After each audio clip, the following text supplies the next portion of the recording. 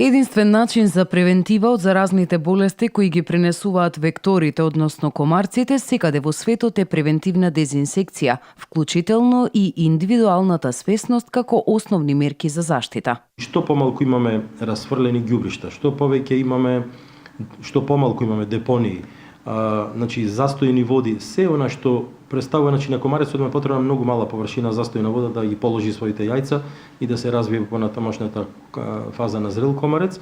Тоа се базенчиња, бари, локви, кофи или некои други такви пластични или било какви предмети кои можат да задржат во себе вода, во дворот сите ги имаме. Доволно има многу краток период за да ги положи да понатаму се продолжи со развојната фаза на комарците. За среќа на нашево поднебје, векторите кои гравитираат се третираат редовно во неколку фази на дезинсекција, но и како видови не предизвикуваат заболувања од епидемиолошки размери, како што се зика вирусот, денга, маларија, вестнил и слично. Реално опасноста нема, зашто потребен е и преносителот, векторот.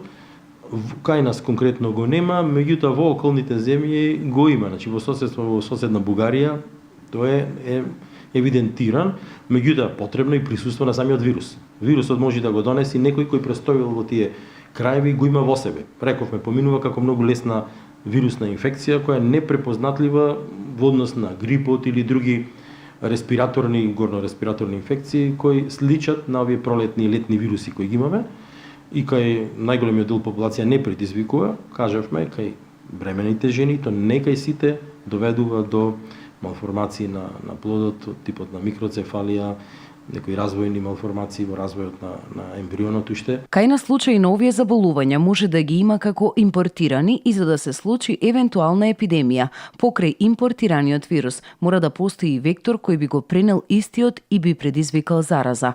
Во овој случај Македонија е заштитена.